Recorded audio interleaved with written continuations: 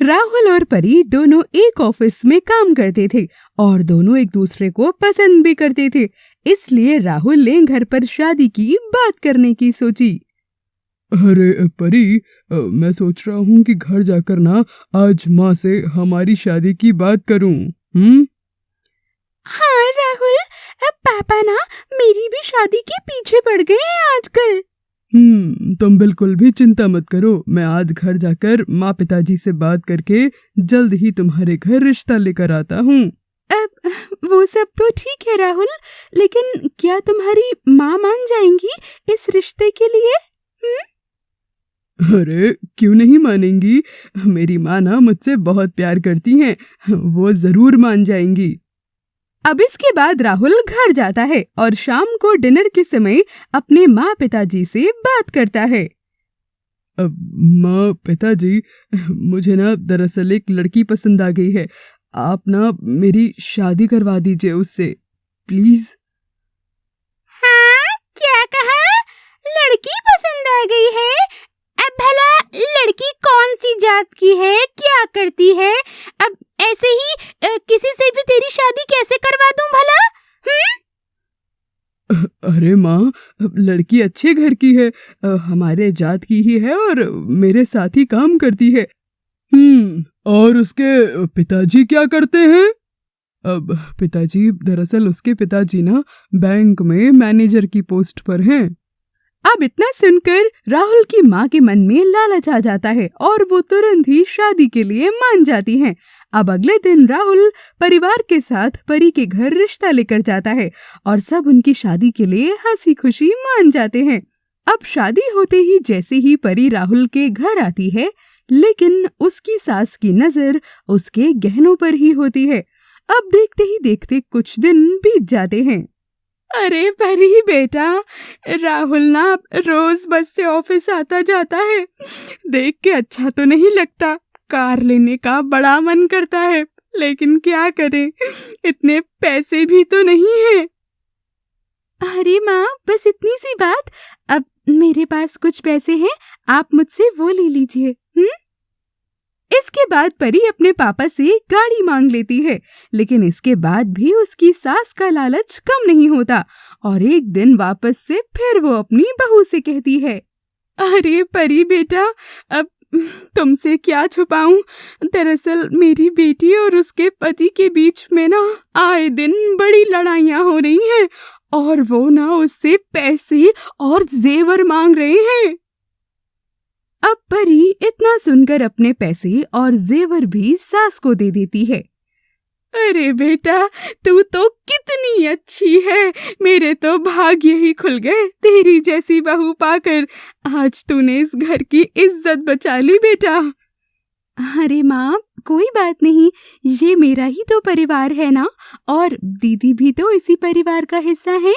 अब देखते ही देखते उसकी सास इसी तरह से उससे पैसे मांगने लगती है और फिर एक दिन उससे वापस से कहती है, अरे बहू, अब मुझे ना कुछ पैसों की जरूरत थी। अब वो ज्योति के घर में ना उसकी ननद की शादी होने वाली है, तो उसे जरा कुछ पैसे चाहिए थे बेटा। अब माँ, मेरे पास जितने भी पैसे थे मैंने सब आपको दे दिए, अब मेरे पास और पैसे नहीं हैं। आप एक काम कीजिए ना, इनसे मांग लीजिए। अरे नहीं नहीं बेटा, अब उससे कैसे मांग सकती हूँ, वही बेचारा तो पूरे घर का खर्चा उठा रहा है। अब तू एक काम करना, अपने मायके से ले आ। अब माँ देखिए, मैंने पहले ही पिताजी से गाड़ी मांग ली है, अब रोज रोज इस तरह से उनसे कुछ भी मांगना अब आत्मसम्मान के लिए ठीक नहीं। अरे लेकिन बेटा, अपने माँ बाप से मांगने में भला क्या शर्म? और फिर तेरे घर वालों ने तेरी शादी में जो कम पैसे दिए थे उसका क्या? अरे वाह माँ, आज तक मैं इतना कुछ करती आई, लेकिन आपने एक बार पैसे ना देने पर आज मुझे कितना कुछ सुना दिया। ऐसा बोलकर परी वहां से चली जाती है और वो ये भी समझ जाती है कि उसकी सास एक लालची औरत है जो कि अपनी बेटी को खुश करने के लिए बहू से बस पैसे मांगना चाहती है। दोनों सास बहू में बहुत लड़ाई होती है और सास परी को उसके घर से बार बार पैसे लाने को बोलती है। इसके बाद परी मायके चली जाती है और अपने मम्मी पापा को पूरी बात बताती है। और इधर जब राहुल ऑफिस से घर पर वापस आता है तो परी को आवाज लगाता है। तभी उसकी माँ उससे कहती है, अरे बेटा, वो महारानी अपने मायके चली गई हैं, वो भी मुझसे झगड़ा करके।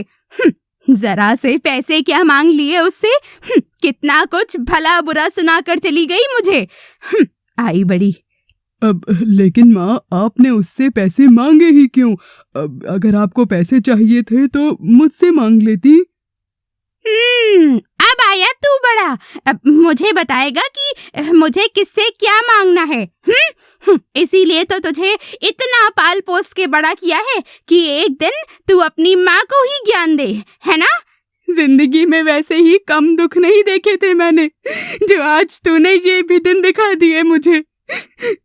अब माँ को इस तरह से दुखी और आंसू बहाता हुआ देख राहुल को बहुत बुरा लगता है और वो तुरंत परी को कॉल करके उसे बहुत कुछ भला बुरा सुना देता है।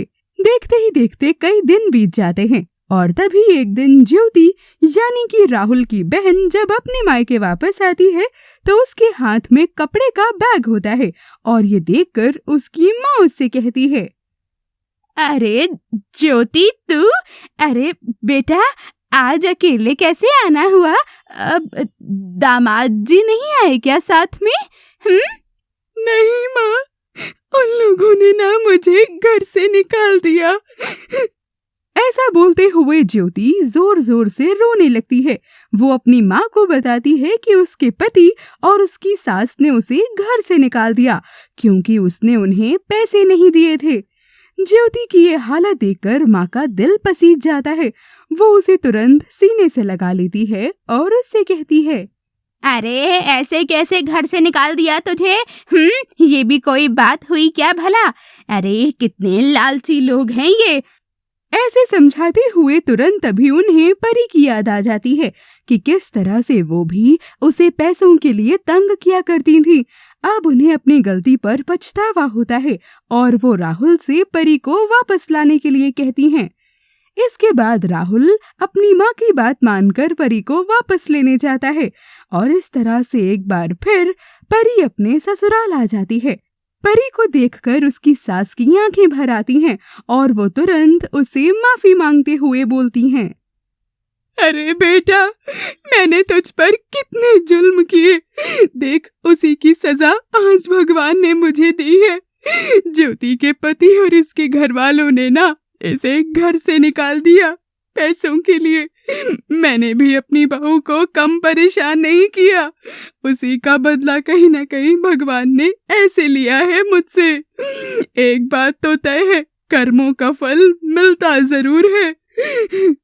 माँ, आप इस तरह से परेशान मत होइए, मैं अपने साथ पैसे लेकर आई हूँ। अरे नहीं नहीं बेटा, ऐसा मत बोलो, मैं पहले ही अपनी बातों पर बहुत शर्मिंदा हूँ। माँ, आप मेरी बात सुनिए, अगर मैं आपकी बेटी होती क्या तब भी आप मुझसे यही कहती? इतना सुनते ही परी की सास और तेज से रोने लगती है और तुरंत उसे अपने सीने से लगा लेती है और सारे पैसे ज्योति को दे देती है। ज्योति अपने ससुराल चली जाती है जहाँ पर उसका पति फिर से उसे अपना लेता है और इस तरह से सभी लोग अपने अपने घर में खुश रहने लगते हैं।